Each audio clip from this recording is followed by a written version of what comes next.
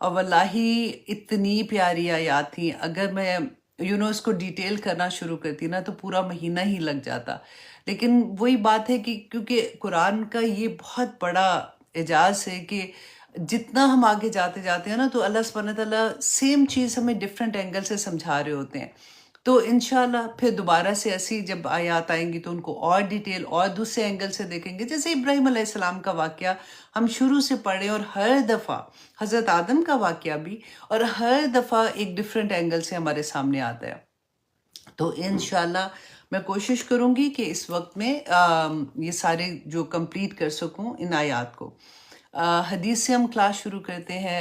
جامع ترمذی کی حدیث ہے 3563 انشاءاللہ.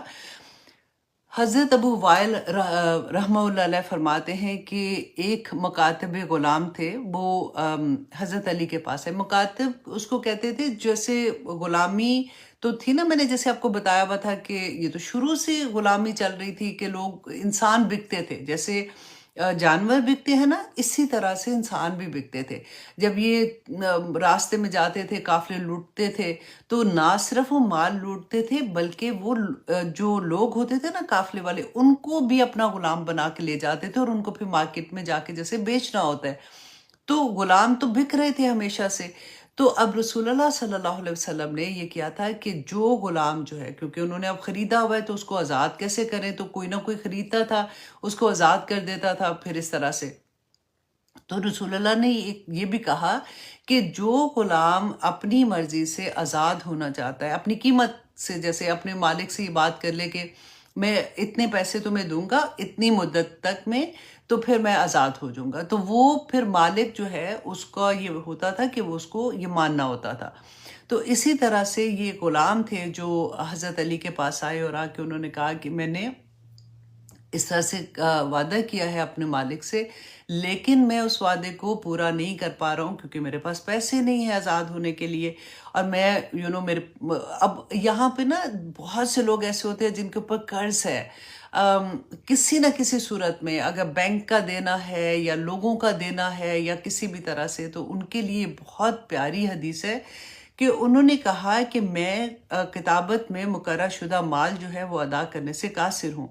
تو حضرت علی رضی اللہ عنہ نے فرمایا کہ کیا میں تمہیں وہ کلمات نہ سکھاؤں جو مجھے رسول اللہ صلی اللہ علیہ وسلم نے سکھائے تھے، کہ اگر تمہارے اوپر یمن کے پہاڑ سیر، مطلب اتنا بڑا پہاڑ ہے، اتنا بھی قرضہ ہوگا نا، تو جب تم یہ کلمات اپنے دل سے ادا کرو گے تو اللہ سبحانہ تعالیٰ کوئی نہ کوئی ایسا سبب بنا دیں گے کہ تمہارا وہ قرضہ جو ہے وہ اتر جائے گا. اور وہ ورڈز کیا تھے اب آپ نے یاد کرنے ہیں. میں نے حرم کو بھی کہا ہے کہ وہ پوسٹ کر دے ساتھ ساتھ، تاکہ اگر آپ بھول جائیں گے تو انشاءاللہ آپ اپنے اس میں دیکھ سکتے ہیں. تو اللہم ایک اچھا، اب یہ اس کے ورڈز نا آپ اردو کی طرح سوچئے گا نا تو بڑی جلدی یاد ہو جائیں گے.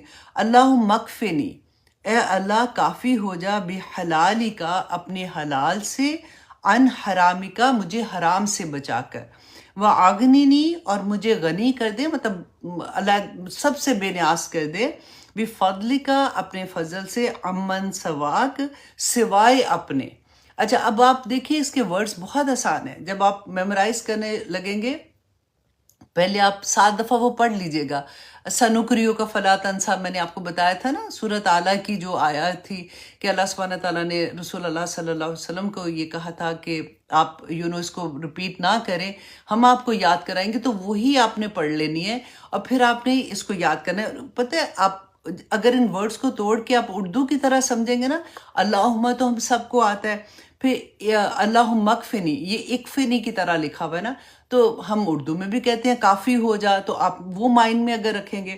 پھر بھی حلالی کا، تو حلال کا لفظ بھی اردو میں ہم استعمال کرتے ہیں. ان حرامی کا، تو حرام کا بھی لفظ استعمال کرتے ہیں. وَأَغْنِنِي اور غنی بھی ہم کرتے ہیں کہ غنی نام بھی ہوتے ہیں لوگوں کے، ہے نا. بِفَضْلِ کا، تو فضل بھی ہم اردو میں استعمال کرتے ہیں. امن سواک، سوائے، سواک کو آپ سوائے کی طرح یاد کریں، سوائے اس کے ہم یہ بات ایسے کرتے ہیں.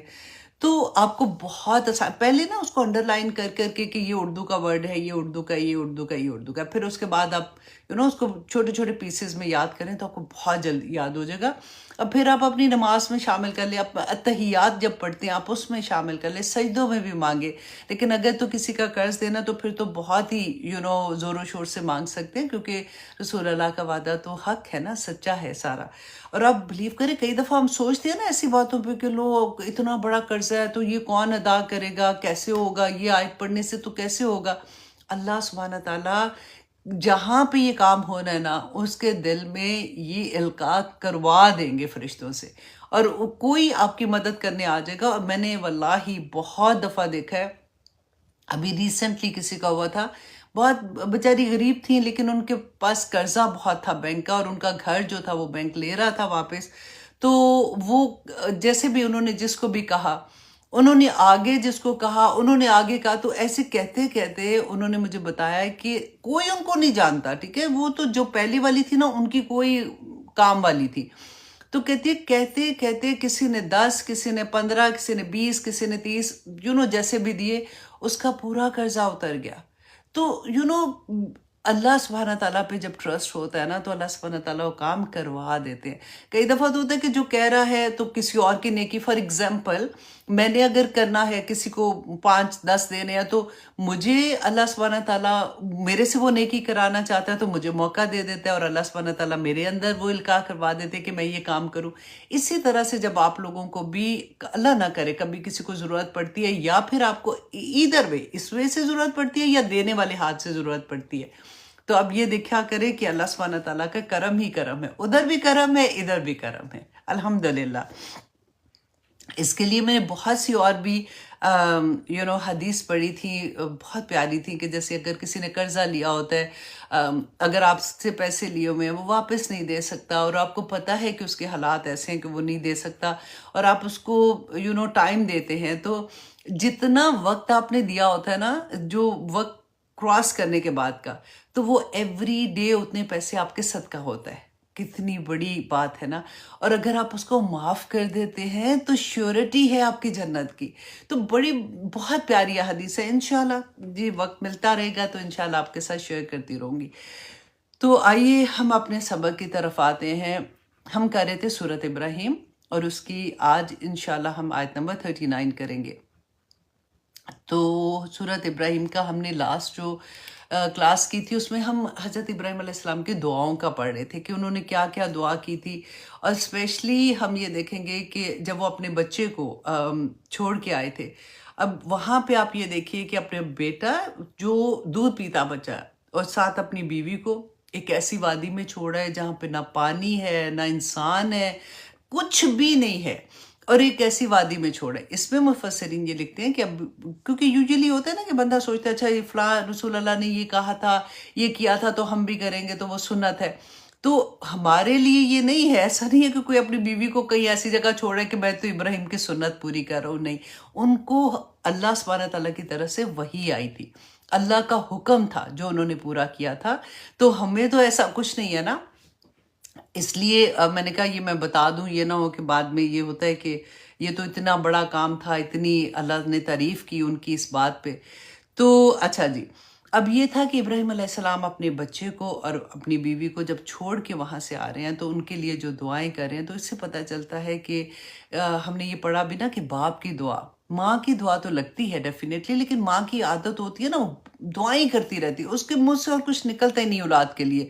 لیکن باپ جو ہوتے ہیں نا، کہتے ہیں اس کی ایک دفعہ کی بھی دعا جو ہوتی ہے نا وہ آسمان تک پہنچ جاتی ہے، اس کی قبولیت حق ہے جیسے. تو اس لیے اگر کبھی بھی بچوں کی کوئی پرابلم ہو نا تو ہمیشہ باپ کو کہا کریں بچوں کے کہ آپ پلیز ان کے لیے دعا کریں، تو یقیناً قبول ہوگی. اب ہم شروع میں یہی پڑھ رہے تھے کہ ابراہیم علیہ السلام نے اپنے اللہ سے دعا کیا ہے کہ یا پاک پروردگار، میں ایسی وادی میں جس میں کچھ بھی نہیں ہے، میں اپنی اولاد کو اور اپنی بیوی کو چھوڑ کے جا رہا ہوں اس لیے کہ وہاں پہ نماز وہ قائم کر سکے. اور ایک بہت پیاری بات میں نے پڑھی کہ نماز جو ہے نا، دیکھیں جب ہم مسجد میں نماز پڑھتے ہیں نا، آج کل تو ویسے بھی دیکھیں مسجدیں اس طرح سے خالی پڑی ہوئی ہوتی ہیں، تو جمعے کے سوا زیادہ تر تو یہی ہوتا ہے نا. تو اب لیکن یہاں پہ میں یہ پڑھی تھی کہ ابراہیم علیہ السلام کے واقعے میں کہ مسجد میں نماز پڑھی جاتی ہے اور قائم کرنا، کیونکہ اب دیکھیں ہر جگہ پہ یہ ہوتا ہے کہ نماز قائم کرو، نماز قائم کرو. تو انہوں نے ایک بہت خوبصورت اینگل دیا کہ نماز قائم ایکچولی مسجد کے باہر جا کے ہوتی ہے. جب آپ کے ریلیشنز لوگوں کے ساتھ ہوتے ہیں، آپ کی ڈیلنگ لوگوں کے ساتھ ہوتی ہے، تو وہاں پہ پھر نماز قائم ہوتی ہے. تو مجھے واقعی لگا کہ ہم لوگ کتنا حیران ہوتے ہیں، اچھا نماز قائم کیسے کرے. آف کورس ہم نے پڑھا کہ اچھا وضو کرنا ہے، اپنی دھیان ایسے کرنا ہے، خشیت لے کے آنی ہے، یہ کرنا ہے وہ کرنا ہے.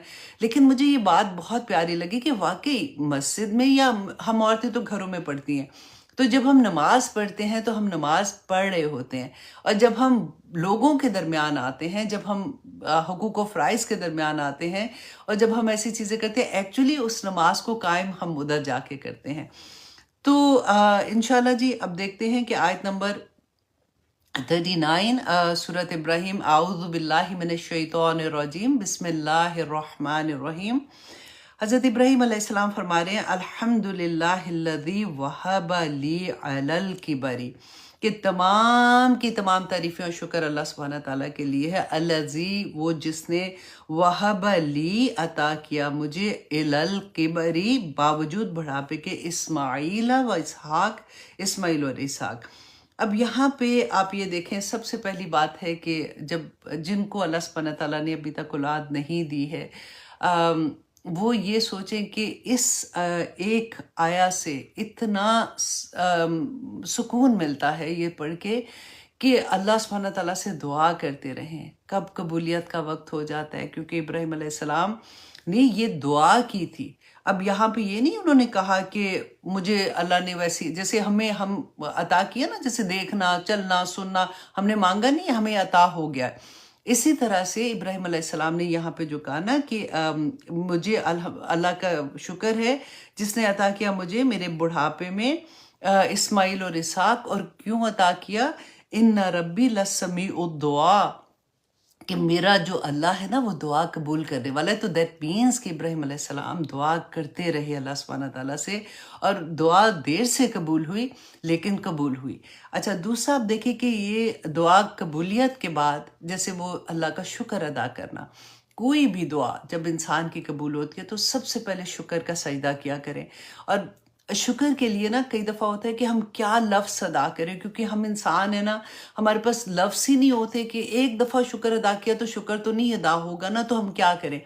تو وہ پھر جو رسول اللہ نے دعائیں سکھائی ہیں، الحمدللہ عدد ما خلق وملا ما خلق وعدد کل شیء وملا کل شیء وعدد ما احصی کتابہ وملا ما احصی کتابہ، بہت پیاری دعا ہے. تو ایک دفعہ شکر میں یہ پڑھے کہ یا اللہ اتنا تیرا شکر، جتنی زمین آسمان کے درمیان چیزیں نا، اور جتنا زمین آسمان بھر جائے چیزوں سے، اتنا تیرا شکر ہے. اللہ سبحانہ تعالیٰ کو ایک ایک چیز، جتنی تو نے کتاب میں جو کچھ تو نے لکھا ہے، سارے لوگوں کی تقدیریں لکھی ہوئی ہیں، قلم کو کہا لکھ جو کچھ دنیا میں ہونا ہے، یا اللہ جو کچھ ایک ایک حرف، ایک ایک نقطے، ایک ایک اس کے برابر، یا اللہ میں تیرا شکر ادا کرتی ہوں. تو ایک تسلی ہو جاتی ہے کہ واو، کہ وہ تو میں نے اتنی اچھی بات کہی ہے، اپنے آپ سے پیار آنا شروع ہو جاتا ہے. پھر جیسے ہم سبحان اللہ کہتے ہیں نا، تو جو ہم صبح شام کی دعا میں سبحان اللہ کے بجائے سبحان اللہ و بحمدہ عدد خلقہ و رضا نفسہ و زینت عرشہ، جب آپ نے الحمد کہنا تو الحمدللہ عدد ما خلق وملا ما خلق، جب آپ نے اللہ اکبر کہنا تو اللہ اکبر کبیرہ والحمدللہ کثیرہ، سبحان اللہ بکرۃ و اصیلا.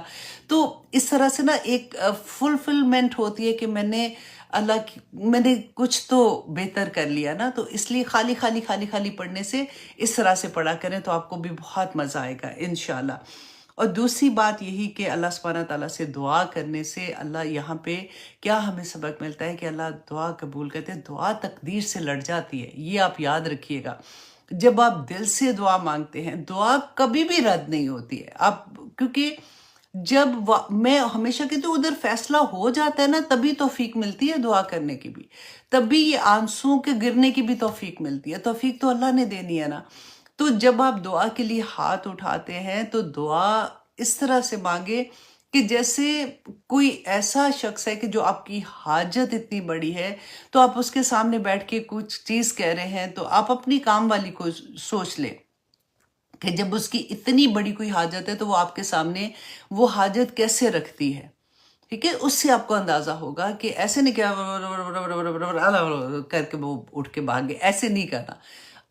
دل سے جب مانگتے، اسپیشلی میں ان لوگوں کے لیے یہ بات کہہ رہی ہوں کہ جن کی کوئی ایسی دعا اٹک گئی ہے کہ ان کو چاہیے کہ یا پاک پروردگار مل جائے یہ چیز، اور کوئی بھی بیمار ہے، شفا مانگ رہے ہیں، اولاد مانگ رہے ہیں، کچھ بھی ایسی والی چیز نا، تو رات کو اٹھ جائے۔ رات مینس رسول اللہ نے فرمایا تھا نا کہ فجر سے پہلے کا وقت جو ہوتا ہے وہ وقت ایسا ہوتا ہے کہ جس میں اللہ سبحانہ تعالیٰ آسمانی دنیا پہ آ کے پکارتے ہیں۔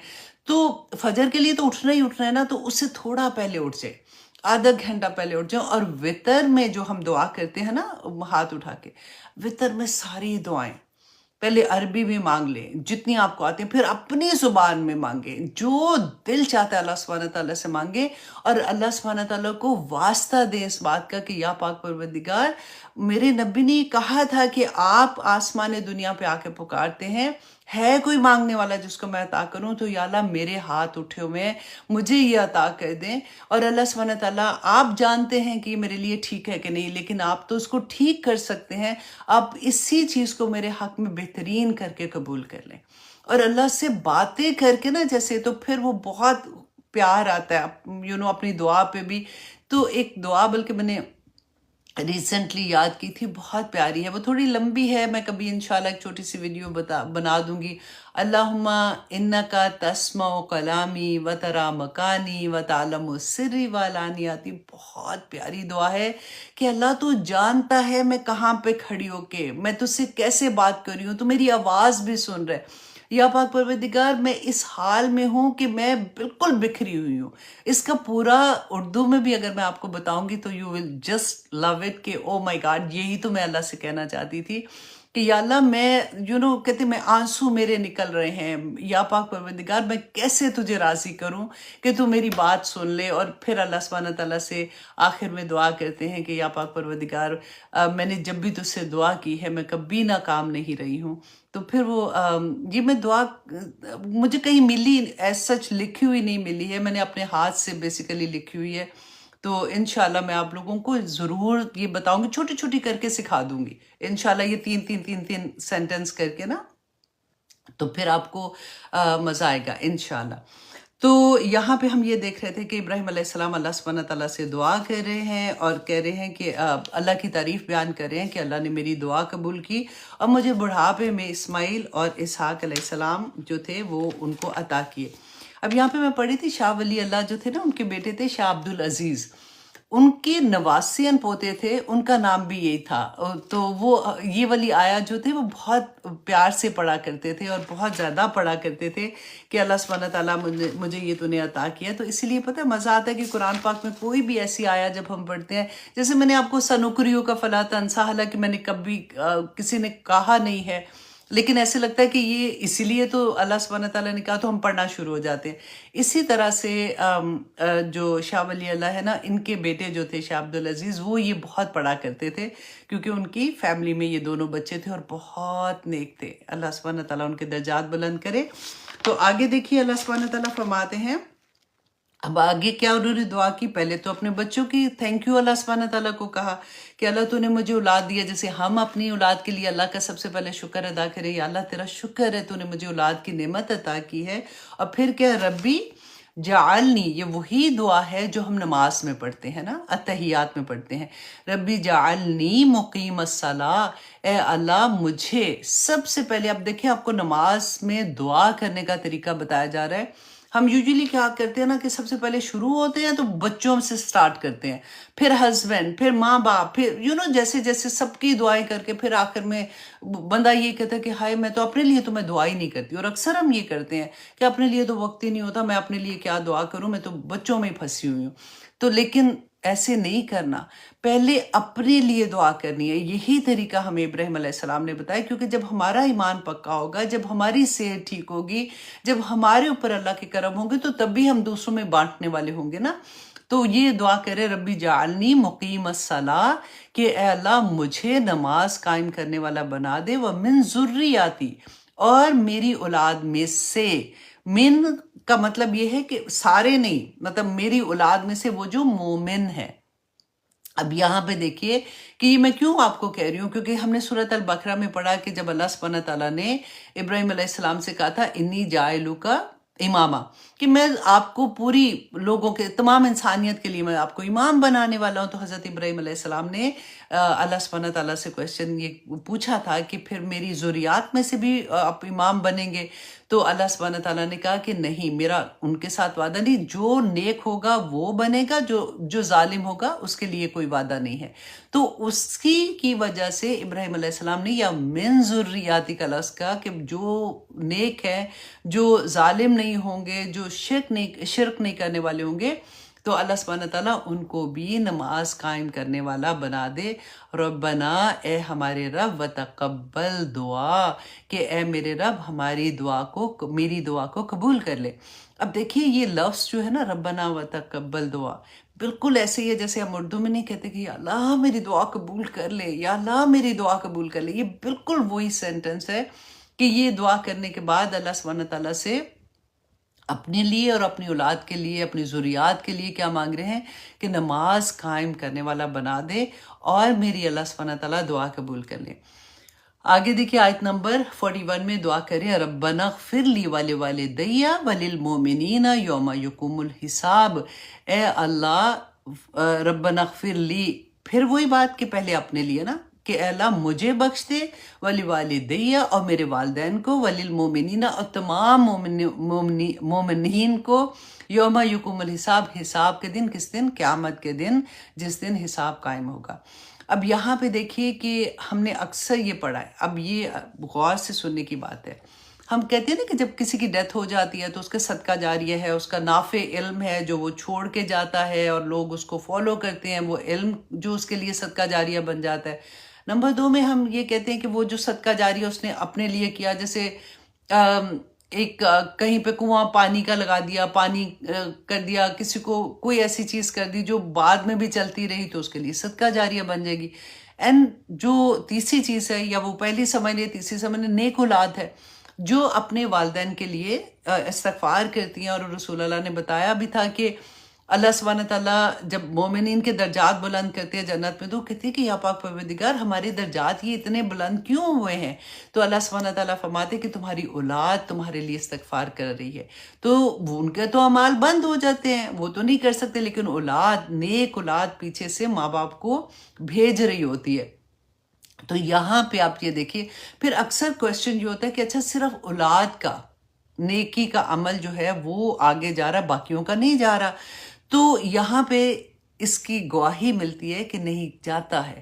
ہم اگر اپنے مسلمان بہن بھائیوں کے لیے دعا کرتے ہیں تو ہماری دعائیں بھی اللہ سبحانہ تعالیٰ قبول کرتے ہیں، کیونکہ وہ یہاں پہ وہ دعا مانگ رہے ہیں وللمؤمنین یوم یقوم الحساب، کہ ان کا اللہ سبحانہ تعالیٰ میرے والدین اور تمام مومنین کو قیامت کے دن ان کو بخش دینا۔ تو اس لیے ہمیشہ جب آپ دعا کریں، دیکھیں اتنی پیاری بات ہے کہ جب ہم کسی کے لیے دعا کرتے ہیں نا جو حاضر نہیں ہے، اس کے لیے دعا کرتے ہیں تو اللہ سبحانہ تعالیٰ ایک فرشتہ مقرر کر دیتے ہیں جو ہماری دعا پہ آمین کہتا ہے، کہ جیسے میں نے دعا مانگی تو وہ فرشتہ کہے گا کہ یا پاک پروردگار اس کو بھی یہ عطا کر دے۔